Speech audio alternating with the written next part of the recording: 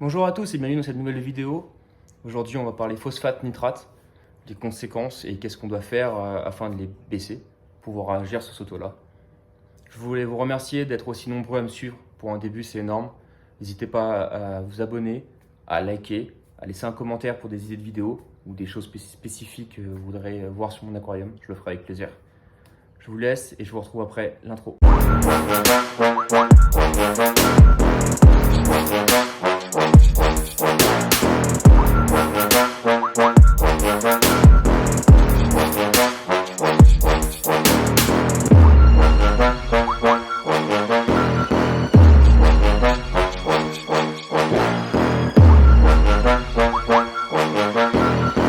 Chaque bac est complètement différent, donc une maintenance différente, des poissons différents, une eau de qualité différente, des séries de sets qui sont complètement différentes aussi.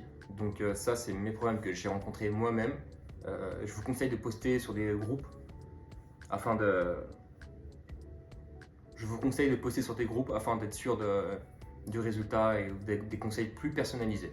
Alors, les nutriments en excès, qu'est-ce que ça peut provoquer? La nécrose des SPS, l'apparition d'algues, des problèmes de santé chez les poissons et ralentissement de la pousse des coraux. J'ai posé une question sur un groupe et voilà le résultat. On va l'étudier ensemble après. On peut voir que tout le monde vise des nutriments qui sont assez bas, mais si vous êtes un chouille au-dessus de ça, ne paniquez pas. L'important, c'est la stabilité de votre bac. Question que tout le monde se pose, d'où peuvent revenir les PO4 et NO3.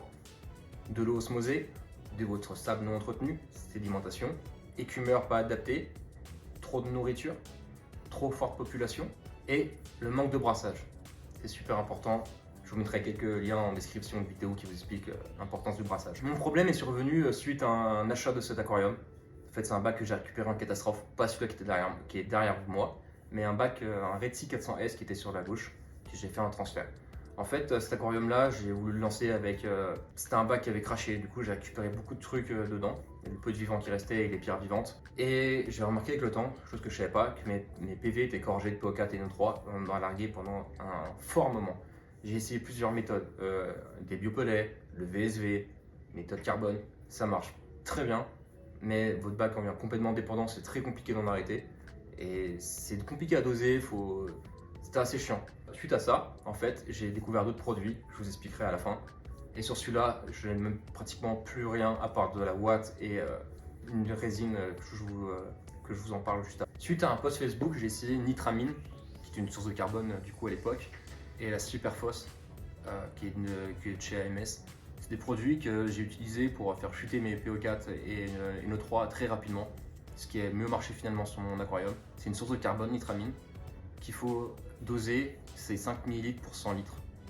Du coup, si vous avez un bac de 300 ml, ça vous fait 15 ml. Vous mettez ça comme première dose le premier jour. Ensuite, le deuxième jour, vous me rajoutez à vos 15 ml 5 ml et ainsi de suite, jusqu'à arriver, je sais pas, on va arriver à 30 ml et j'ai une chute de nitrate. Le nitrate commence à baisser et quand j'arrive à ici, hop, je stabilise. Du coup, je divise par deux. Donc, je suis arrivé à, je dis quoi, on arrive à 50 ml en nitramine.